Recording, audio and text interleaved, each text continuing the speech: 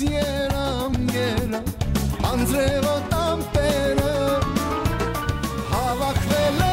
are tuned into the Armenian Radio Hour of New Jersey on 89.5 FM. My name is Diran Jabejan, and we are happy that you have joined us and will be staying with us until 4 p.m. for a program full of very fun things, including the Oscars. Joining us on the phone right now is Ara Topouzian. Ara is an Armenian-American musician whose proficiency at the kanun, also known as the Middle Eastern harp, has made him a nationally recognized artist. He's performed in concerts, music festivals, and many celebrated venues across the United States with top musicians in Middle Eastern music. He has a list of accolades. I'm not going to read all of them. However, some of the notable ones: he has started his own American Recording Productions music label, recognized receiving the Kresge Artist Fellowship for the Performing Arts, voted the best local folk artist through Vote for the Best, sponsored by a local television station, and much, much more. Ara, thank you for joining us. Thank you for having me. Absolutely. Ara, we'll talk about the project you're working on right now just in a minute, but tell us a little bit about how you got into music. You started, I read your bio, it says you started playing in a band at the age of 10, but you didn't pick up the kanun, or really Armenian or Middle Eastern music, until you were out of college. Right, much later. You know, I grew up always listening and really enjoying Armenian and Middle Eastern music, and through a number of different ways, that love really continued to grow. The first time I actually played music was at the Atlantic City weeks that they used to do back in the, I think, the mid 70s through the mid 80s, and I believe it was the Vospikin band that was playing, and I would sit on stage with a little suit and tie on, playing tambourine. So I think that was my first real exposure. But as the years went on, you know, just by going to local Armenian dances here in Detroit, and even babysitting for a musician who, when he would drive me home, would play music in the car. So I really was, I grew into it, and really didn't decide that I wanted to actually play this music probably until around college or after college. I mean, I would go out of town to the you know, many Armenian dances and different Middle Eastern events and nightclubs and whatnot, and watched and saw the enjoyment on musicians' faces on you know, how much fun they were having doing that. And I at one point said, you know, I want to have that and share that same enjoyment. I love the music. You know, maybe I could play it. I mean, there's nobody in my family that's musically inclined.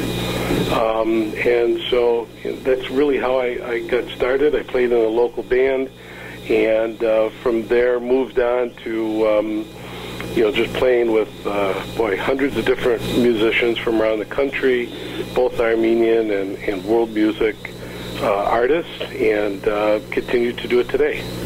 There are so many. I don't think many Armenians know this, or just are not aware of it. There are so many talented musicians outside of the Armenian community that have great Middle Eastern talents, and I feel like I'm going to drop another name here, Ara Topouzian, who we're familiar with. Yeah. He's played with so many people outside of there, and reading your bio and kind of hearing you talk, you've been exposed to that too, the world stage, taking Armenian music to the world. Yeah, I mean, Ara is definitely an excellent example of, if you really put your mind to it and make this your full-time passion, which it's not my full-time occupation, but for Ara and having his father Onik as a mentor and guide, I mean, Ara has done some very great things, something that we should all be very proud of his accomplishments, and just a generally nice man on top of it. Definitely. And that's a nice, you know, that's always nice for the rest of us. to see that. He's done so well with that. Yeah, Ara, let's talk a little bit about this project. Now, I had heard about this through a friend of mine who forwarded me the information several weeks ago. You were one of 50 artists back in September to win the Knight Foundation Detroit Challenge. They issued you a matching grant of $12,000 as long as you raised your own $12,000. And this is all for producing a one-hour film documentary. Tell us what you're trying to accomplish here. Well, you really set it up perfectly for me. I had submitted early last year to get a grant to do this film. The idea of this film came from me doing something similar, but in a live setting. You've mentioned earlier that I had received a Kresge Fellowship, and part of that Kresge Fellowship allowed me to present a concert or do whatever I wanted to do with it. And I said, well, we're in Detroit, and I really wanted to showcase the musicians and the music, from Detroit. I did that live, and when the Knight Foundation was putting out the challenge, I said, well, I would love to do this as a movie, and applied, and again, like you said, was one of the winners for that. The project at the moment is called Detroit Hye Times, HYE, obviously, and it's really going to be a historical retrospective of the music and the musicians that played it and where they played it. So starting from really right after the genocide. We've all got this similar story where the immigrants and the refugees that fled from the genocide made their home throughout, the world. Detroit was obviously a major hub for Armenians to come to because of the auto industry. So, we went from 3,000 Armenians roughly before 1915 to around 25,000 Armenians. And what they brought with them, the culture, certainly the food, the language, but they also brought the music. And they were starving to put this together here in this country. And so, many of the old-timers, quote-unquote, or the masters of this music that did come over, that taught other students how to play this music, that's really how it got started. And I'm doing this for a lot of reasons. Number one, it's almost like the unsung hero. We don't really talk about that generation. 60 years ago, 60 to 100 years ago, of musicians that were in this country that played oud, that played clarinet, violin, you name it, and they played wedding music and they played picnic music, and they went through 2 world wars. It was such a different era. The nightclubs were prominent. Armenians were playing not with just Armenians, but they were playing with Greeks and they were playing with Arabs in the nightclubs. Everybody got along. Everybody played together. And, it's those musicians that gave musicians like myself, and I think anybody of today's generation would have to admit that it's the masters that allowed us to be here to still play this music to this day. I also, want to show that this is something the Turks did not get. They didn't. They took our land. They took our wealth. They took our families. They didn't take our music. It's something that continually lives on. And here we're going into the 100th anniversary of the genocide for next year. My hope is to have this completed this year for a release next year.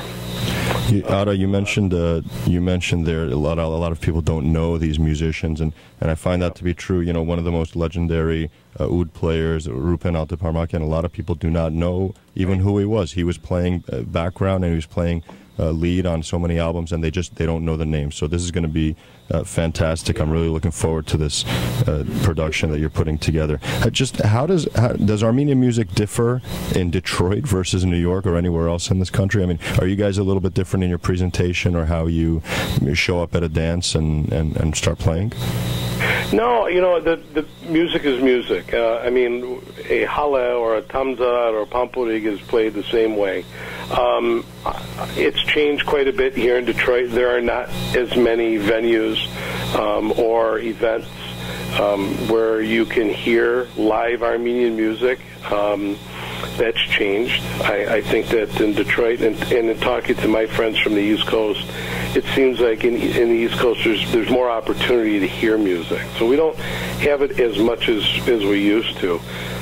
We don't have the big bands. You know, we don't have the Vospikin style band anymore that plays. I mean, we're more of a 4 or 5 piece ensemble that sort of gets together and plays. So that's another thing that maybe differs, that we don't put the bigger ensembles here together. I, for one, play a variety of different events, and the least amount is probably Armenian related, believe it or not.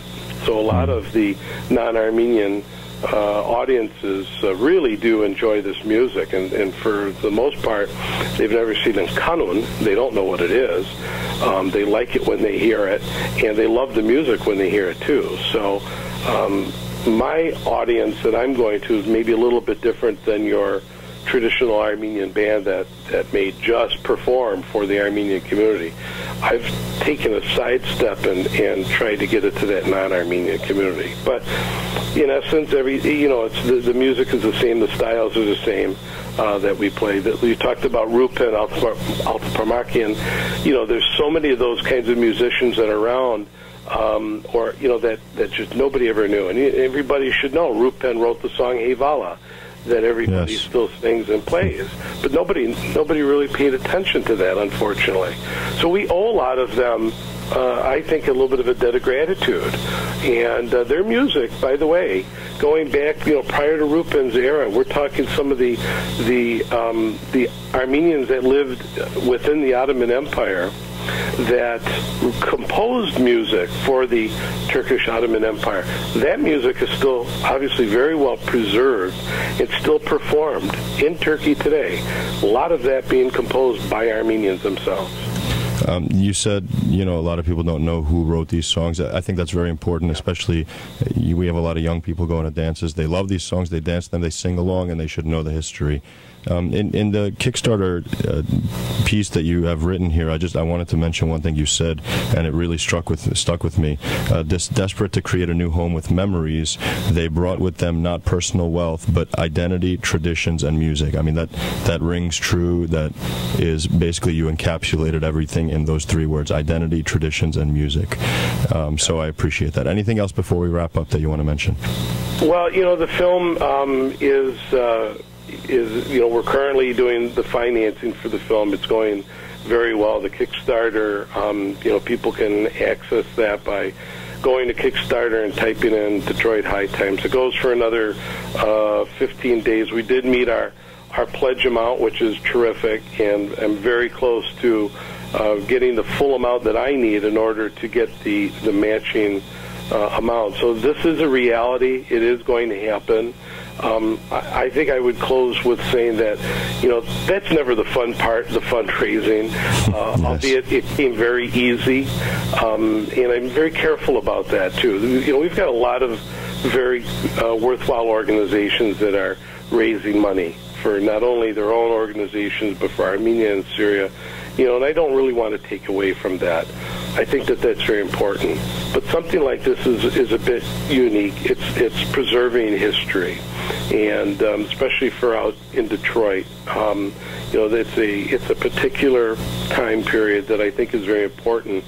I wish I did this about 10, 15 years ago. We've lost musicians certainly along the way, but I've got a number of individuals that I spoke to as late as yesterday evening, musicians that have, let's say, moved out of state, that they're in their 80s, and when they heard this, you could hear the excitement that, wow, finally some recognition for what we did, and something that we can preserve and show others. So the fun part for me is collecting the photographs, collecting the memorabilia, and this film, what I hope will happen is it'll air locally in Detroit on PBS, and hopefully we can pick it up from there and take it around. There'll be DVDs available on it. There'll be a CD of live music that was recorded, that I recorded in concert prior to putting all this together. So it's a fun project, one that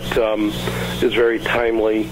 Again, want to get it released next year, and anybody that's got information can find me at Ara Topouzian.com and can contact me that way. I'm looking for memorabilia, something, those from Detroit related, musicians that maybe have come to Detroit, that played in Detroit. There's a lot of stuff out there. It's a matter of finding it. Ara, we thank you very much for joining us again. That's AraTopouzian.com if anybody wants to reach out to you. We appreciate the time you spent telling us about this. We look forward to seeing the completed project. Thank you very much.